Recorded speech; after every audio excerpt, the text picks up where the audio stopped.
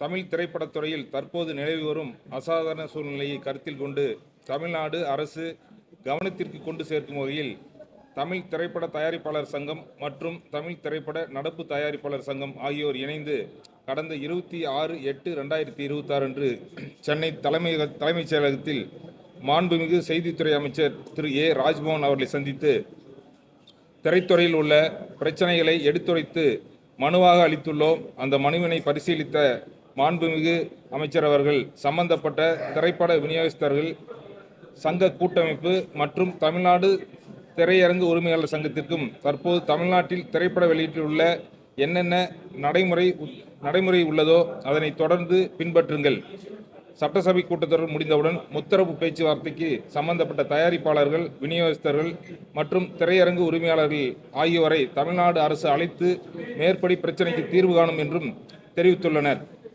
மேலும் தமிழ் திரைப்பட தயாரிப்பாளர்களையும் தற்போது வேலை நிறுத்தம் என்பது வேண்டாம் என்றும் அறிவுறுத்தி உள்ளனர். மேற்படி பிரச்சனைக்கு நிரந்தர தீர்வு காண மாண்புமிகு தமிழ்நாடு முதலமைச்சர் திரு ஜோசப் விஜய் அவர்களின் கவனத்திற்கு கொண்டு சென்று முதலமைச்சர் அவர்களின் வழிகாட்டுதலோடு முத்தரப்பு பேச்சுவார்த்தை நடைபெறும் என்று உறுதியாக தெரிவித்ததன் அடிப்படையில் தமிழ் திரைப்பட தயாரிப்பாளர் சங்கம், தமிழ் திரைப்பட நடப்பு தயாரிப்பாளர் சங்கம் இணைந்து செப்டம்பர் 1 முதல் அறிவித்த புதிய திரைப்படங்கள் வெளியீடு, படப்பிடிப்பு பணிகள், போஸ்ட் ப்ரொடக்ஷன் வேலைகள் நிறுத்தம் தற்போது ஒத்திவைக்கப்படுகிறது. அறிக்கை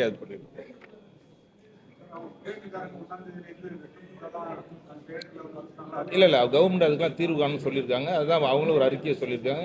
எதுவுமே வேணாம்னு சொல்லி பழைய நடைமுறை பின்பற்ற சொல்லியிருக்காங்க. அதனால இப்போதைக்கு எதுவும் இருக்காது. அவங்களுக்கும் பேசியிருக்காங்க. எல்லா வேலையும் நடைபெறும். அது தற்போது தற்காலிகமாக ஒத்தி வச்சிருக்கோம். அமைச்சர் தான் அவர் ஆலோசனை படி தான் அவர்கிட்ட கேட்டு தான் சொல்லியிருக்கேன் முதலமைச்சர்கிட்ட. ஏன்னா அது ஷார்ட் டைமாக இருக்கிறதுனால நாங்கள் எல்லாம் முத்தரப்பு பேச்சுவார்த்தை நடத்தி எல்லாம் தீர்வு வரலான்னு சொல்லியிருக்காங்க. சட்டசபை நடந்துட்டு இருக்கு, முடிஞ்ச பின்னாடி பேசலாம்னு சொல்லியிருக்காங்க.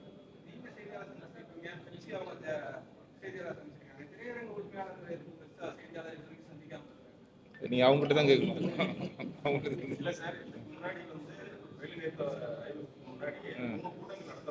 ஆமாம்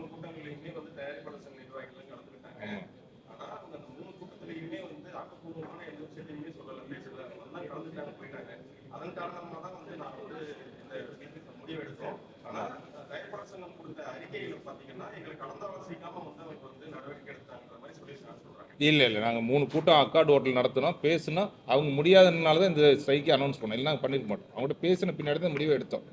எல்லாம் இல்லை செல்வமணி இருந்தார், தானன் இருந்தார், மூத்தவனு அத்தனை பேரும் இருந்தாங்க. எல்லாத்தையும் வச்சு பேசி தான் பண்ணோம். ஒரு 3 மீட்டிங் பண்ணோம். அதுக்கு முன்னாடி ஃபோனில் போய் அவங்க 8 வாரம் சொன்னதுனால தான் ஸ்ட்ரைக்கு இது பண்ணோம். நாங்களாக தனியாக கலந்து ஆலோசிக்காமல் எடுக்கல.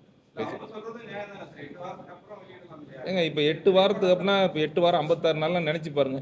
இப்போ இருக்கிற சூழ்நிலை OTT வாங்குறதே பெரிய இது. யார் வாங்குறாங்க? எந்த படத்துக்கு வாங்குறாங்க? எல்லா படமும் வாங்குற மாதிரி இருக்கு. அதுக்கு முன்னாடி பைரசி வந்துடுது. யாரும் தேட்டருக்கு வர்றது ரொம்ப இதாக இருக்குது. நல்ல படம்னால ஓடுது. 8 வாரன்றது தேவையில்ல. பேசுறீங்க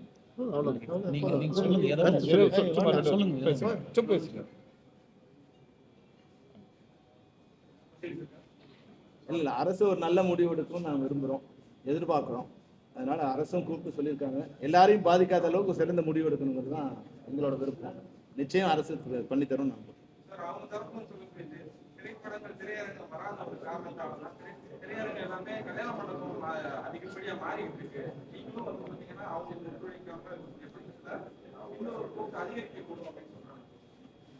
கல்யாண மண்டபம் வருதுன்னு சொல்றீங்க இல்லைங்களா?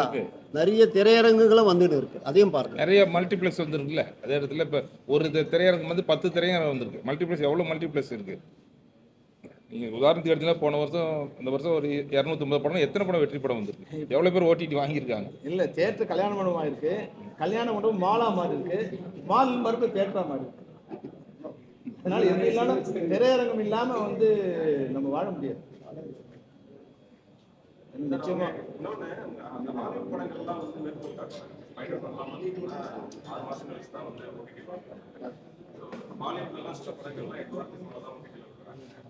ஸ்பைடர் மேன பணம் கொடுத்து வாங்குறாங்க சார்.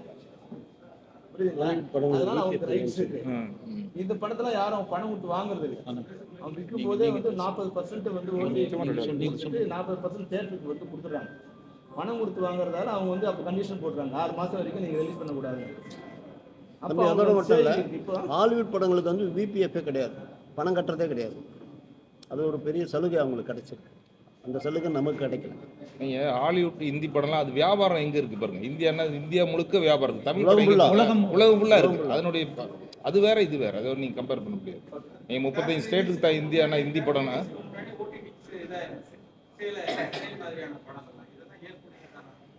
எது எப்படி சிறை இல்லையே, அப்படிலாம் கிடையாது. சிறை தேட்டர் தேட்டர் ரிலீஸ் ஆன பின்னாடி தான் ஆச்சு. அப்படி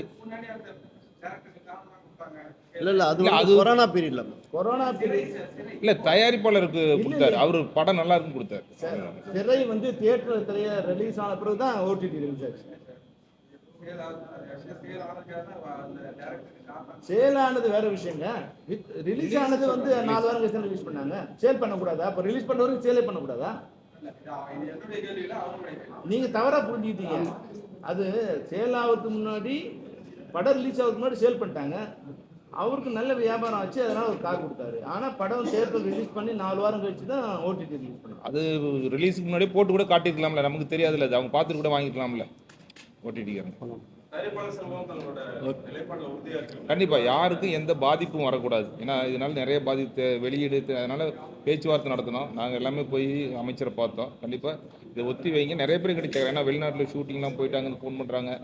ஆனால் எல்லாம் பேசி கலந்து ஆலோசித்து யாருக்கும் எந்த பிரச்சனையும் வராமல் பண்ணலான்னு சொல்லி முடிவெடுத்தோம்.